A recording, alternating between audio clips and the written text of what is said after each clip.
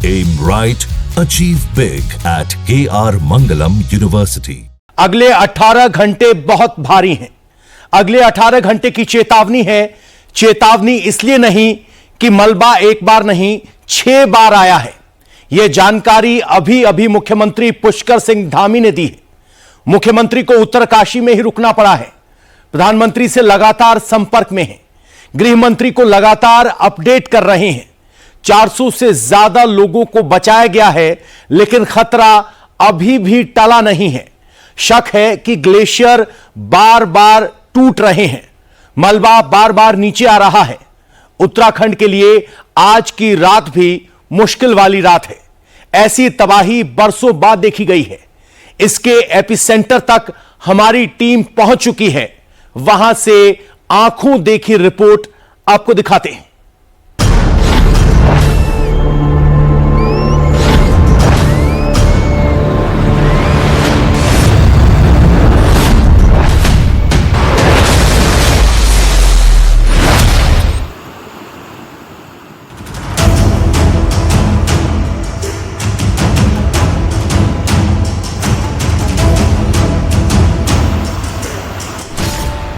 जब 12,000 फीट पर फूट पड़ी झील,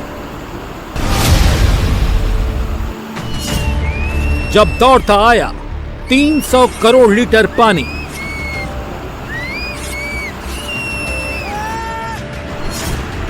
जब 1 करोड़ टन पत्थरों का हुआ हमला,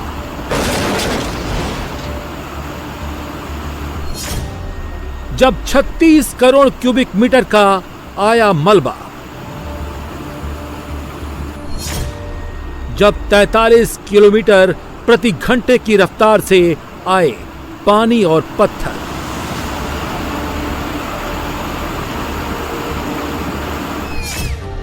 जब 34 सेकंड में आ गई सैलाबी मौत,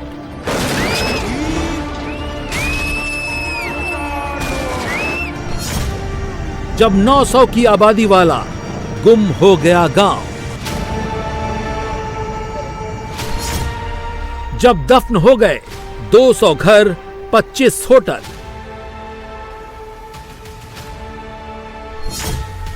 जब गायब हो गया 1500 साल पुराना मंदिर, जब मौत से बचकर आई जिंदगी,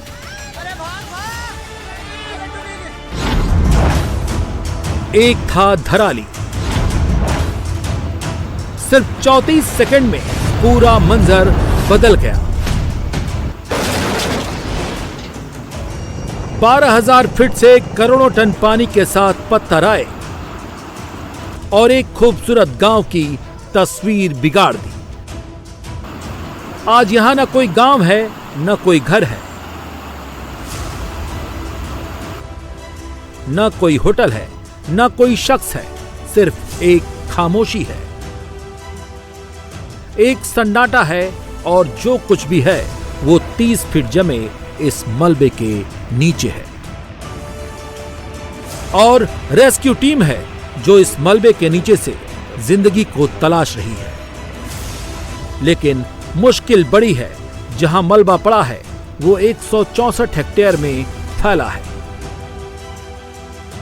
जहां एक नहीं कई चुनौतियां हैं। चुनौती नंबर 1 है मलबे में भारी भारी पत्थर है, जिसे हटाना आसान नहीं है क्योंकि रेस्क्यू टीम पर्याप्त नहीं है। चुनौती नंबर 2 है पूरा मलबा दलदल बन गया है, बारिश हो रही है, खीर गंगा से भी पानी लगातार आ रहा है। चुनौती नंबर 3, धराली तक जाने के रास्ते में भारी मात्रा में लैंडस्लाइड हो गया है, रोड ब्लॉक हैं, कई रेस्क्यू टीम फंसी हुई है। चुनौती नंबर 4, मौसम खराब है, अगले 18 घंटे भारी बारिश की चेतावनी है, हवाई मदद में भी मुश्किल आ रही है। चुनौती नंबर 5, मोबाइल बिजली के कनेक्शन टूटे हुए हैं, जिससे संपर्क साधने में भी चुनौतियां आ रही हैं। कहा तो ये जा रहा है अगर मौसम ऐसे ही रहा तो आने वाले कई घंटे रेस्क्यू के लिए और चुनौती वाले हो सकते हैं। धराली में जो हुआ वो कितना भयावह है वो आप इन तस्वीरों से समझ सकते हैं पहले धराली क्या था और अब धराली क्या हो गया है। ये 5 अगस्त से पहले का धराली है। देखिए यहाँ कितनी चहल पहल है। यहाँ पर होटल हैं, होम स्टे हैं, लोगों के घर हैं, गाड़ियां खड़ी हैं। लेकिन 6 अगस्त को क्या हुआ, इन तस्वीरों में देखिए। वही बाजार, वही घर, वही होटल, वही होम स्टे, लेकिन 34 सेकंड में सब कुछ तबाह हो गया। मोटा मोटा 3 मंजिला मकान की ऊंचाई लगभग 30 फीट होती है। ये 5 अगस्त के पहले का धराली के मकान है। अब 30 फीट तक पत्थर और कीचड़ का मलबा है। मकान मलबे में दफन हो चुके हैं। एक नहीं, ऐसे 25 होटल और करीब 200 घर थे धराली में, जो 30 फीट इस मलबे के नीचे दबे हुए हैं।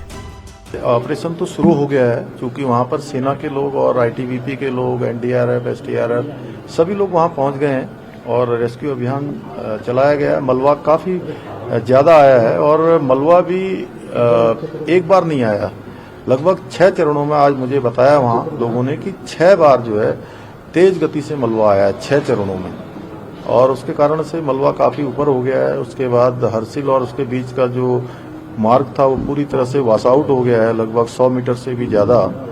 तो अब उसको नया मार्ग बनाना होगा। लेकिन मैं सबका उनका धन्यवाद करता हूं, सेना के लोगों का भी, आईटीबीपी के लोगों का भी और एनडीआरएफ, एसडीआरएफ के लोगों का भी, कि उन्होंने रात में घटना के बाद लगभग 190 लोगों को वहां से रेस्क्यू किया और सबको सुरक्षित स्थानों पर पहुंचाया है। हमारा प्रयास है कि सभी लोग पहले अपने घरों पर पहुंच जाएं, उसके बाद हम पुनर्वास इत्यादि की व्यवस्था करेंगे। भगवान से प्रार्थना करते हैं कि मौसम ठीक रहे।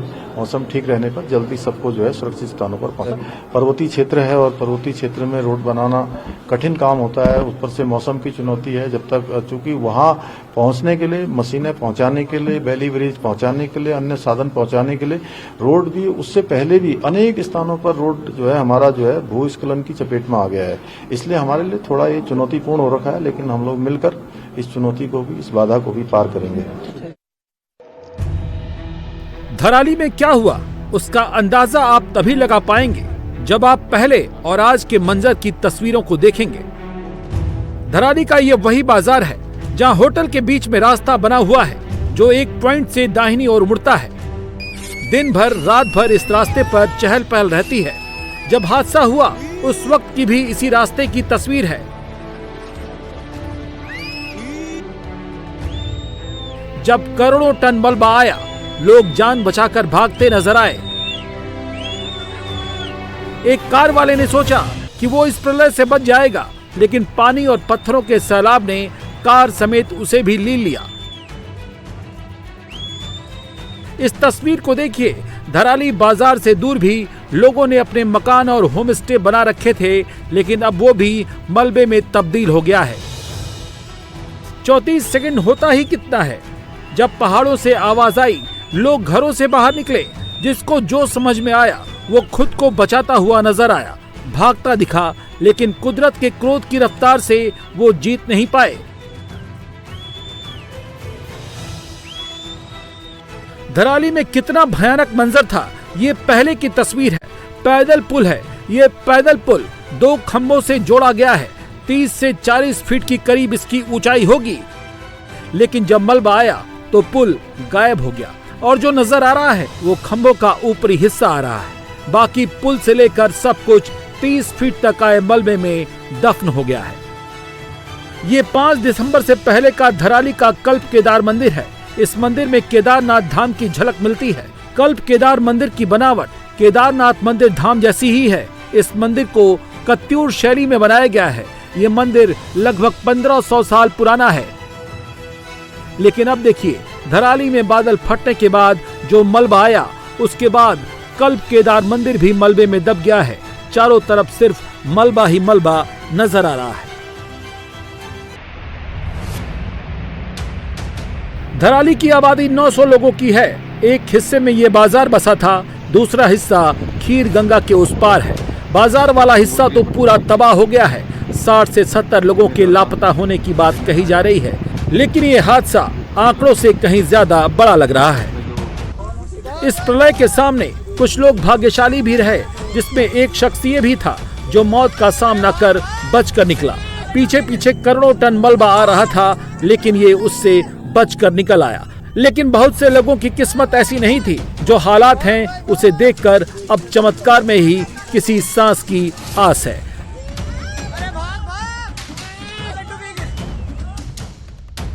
धराली क्या से क्या हो गया, 30 फीट का मलबा जमा हो गया। जरा सोचिए, जिंदगी की तलाश में रेस्क्यू टीम को करोड़ों टन इस मलबे को हटाना है। ये चुनौती कितनी बड़ी है, इसका अंदाजा लगा लीजिए, क्योंकि मुश्किलें हजारों सामने खड़ी हैं। हमारी 2 बटालियन है वहाँ पर, 12 बटालियन और 35 बटालियन, तो दोनों की 5 टीमें हमारी डिप्लॉयड हैं। 130 लोग हमारे वहाँ पर हैं और लगभग 100 लोगों को हमने और रिइंफोर्समेंट के रूप में एक हमने उसको भेजा है, तो वो इन रूट हैं, वो भी वहाँ पहुँचने वाले हैं। तो कुल मिलाकर के लगभग 250 का स्ट्रेंथ है और दूसरी सिस्टर ऑर्गेनाइजेशंस भी हैं जिनसे कोऑर्डिनेशन से हमारा रेस्क्यू चल रहा है। आज सुबह एक डेड बॉडी हमने रिकवर किया है और इसके अलावा 100 से अधिक लोग, जैसा आप देख रहे हैं, 100 से अधिक लोगों को रेस्क्यू कर लिया गया है और एक डेड बॉडी हमारी अभी रिकवर हुई है। आज चूंकि हमारे पास हमने कम्युनिकेशन भी सेटअप कर लिया है, पहले कम्युनिकेशन सेटअप नहीं था तो उससे एक दिक्कत हो रही थी। और आप जानते हैं कि वहाँ पर वो वेदर जो है काफ़ी इंक्लीमेंट है, काफ़ी ख़राब है, लगातार बारिश हो रही है, ऐसे में दिक्कत आती है। और मैन पावर होने पर भी अगर आपको इक्विपमेंट नहीं है, टूल्स उस तरह के मोबिलाइज नहीं हो पाते हैं तुरंत, तो थोड़ा सा हम वेट करना पड़ता है। अगर वो प्लस जो स्लग है उसमें काफ़ी चीज़ें हैं, तो आप ऐसे नहीं कि टूल्स को भी आप ब्लेटेंटली यूज़ नहीं कर सकते। काफ़ी प्रोडिंग टेक्निक होती है, उससे आपको देखना पड़ता है, वहाँ तक पहुँचने की तैयारी करनी पड़ती है। फिर बड़े डेलिकेटली आपको देखना पड़ता है कि अगर कोई उसमें दबा हो तो घायल ना हो। और जो 24 घंटे का जो गोल्डन आवर होता है उसके हिसाब से हम करते हैं और ऑल आउट एफर्ट्स हम देते हैं हर तरह से, दूसरे एजेंसीज के साथ कोऑर्डिनेशन से। इसीलिए टूल्स की भी जरूरत होती है। रास्ते बंद हैं, इक्विपमेंट्स धराली नहीं पहुंच पा रहे हैं, इसीलिए सारा काम मैन्युअली करना पड़ रहा है। हालांकि आईटीबीपी की टीमों ने कम्युनिकेशन को रिस्टोर कर लिया है। एसडीआरएफ, एनडीआरएफ, स्टेट पुलिस प्रशासन सब मिलकर काम कर रहे हैं, लेकिन ये आसान नहीं है क्योंकि मौसम लगातार खराब हो रहा है और धराली पर खीर गंगा का मलबा अब भी रुक रुक कर आ रहा है। कल लगभग 1:30 बजे वो जो भी मलबा है वो आया है। श्रीगंज पहाड़ ऊपर है, तो एक तो इस नाले से आया पूरा मलबा और एक ये पूरा धराली गांव का नीचे कल केदार उनको को पांग लेगा जो पल्ली पार। यहाँ जो गांव वाले लोग थे उनको सबको इवैक्यूएट करके कल रात को ऊपर ले गए थे और हम भी वहीं उसी मकान में हमारा कॉलम रहा था, तो सारा लोग ऊपर अभी सेफ है। बट मेन ये है कि अभी भी ये मलबा आ रहा है और खोलने में बहुत दिक्कत है। ये मलबा अभी भी लगातार आ रहा है, ये फ्लो भी इसका बढ़ गया है। इसको रेस्क्यू ऑपरेशन इसका तभी होगा जब ये जम जाएगा और बरसात बहुत बढ़ गया। सबसे बड़ी मुश्किल तो धराली तक पहुंचने की है। रास्ते में लैंडस्लाइड की भरमार है, पहाड़ से लेकर जमीन तक सब कमजोर हो चुके हैं, इसीलिए बड़ी सावधानी से रास्ते को तैयार किया जा रहा है। लोग जहाँ स्लाइड आया वहाँ पर अपना इक्विपमेंट लगा रहे हैं, कहीं से हायर किए हुए हैं भी हैं, कुछ कंट्रैक्टर का भी इक्विपमेंट लगाए हुए हैं। जिस लोकेशन पर अभी है ये लगभग 2 से ढाई घंटे में थ्रू हो जाएगी रास्ता। इससे आगे 5 किलोमीटर पर एक बेली ब्रिज, एक परमानेंट ब्रिज बास आउट हो गया है, वो 24.75 मीटर का था। उसको बनाने के लिए हम लोग बेली ब्रिज का सामान सब शिफ्ट कर रहे हैं। आज हो जाएगा, कल सुबह हो जाएगा, उसके बाद हम कल शाम तक में ब्रिज लॉन्च कर देंगे। जैसे कुछ जगह और भी स्लाइड आए हैं जिससे पीछे बैक में भी फंसे हुए हैं हमारे लोग, कुछ इक्विपमेंट नहीं आ पा रहे हैं ऊपर। वो रोड साइड में जहाँ बड़ा बड़े बोल्डर आए हुए हैं, ये ड्रिलिंग करके इसको क्रेक करके उसके बाद ये कर रहे हैं, हटा रहे हैं मलबा। रेस्क्यू टीमों के लिए आगे बढ़ने का रास्ता नहीं था। खराब मौसम के चलते हेलीकॉप्टर सर्विस शुरू नहीं हो पाई, इसीलिए एसडीआरएफ और एनडीआरएफ की टीमों ने पहाड़ के रास्ते 40 किलोमीटर का रास्ता तय करने का फैसला किया। लेकिन जब मौसम साफ हो गया तो हेलीकॉप्टर सर्विस शुरू हो गई। सहस्त्रधारा से 3 प्राइवेट हेलीकॉप्टर्स को लॉन्च किया गया। ये हेलीकॉप्टर भटवाड़ी में बने टेम्परेरी हेलीपैड में पहुंचे। प्राइवेट हेलीकॉप्टर्स लगातार इस हेलीपैड से उड़ान भर रहे हैं और बिना रुके एसडीआरएफ, एनडीआरएफ की और टीमों को हरसिल में पहुंचा रहे हैं।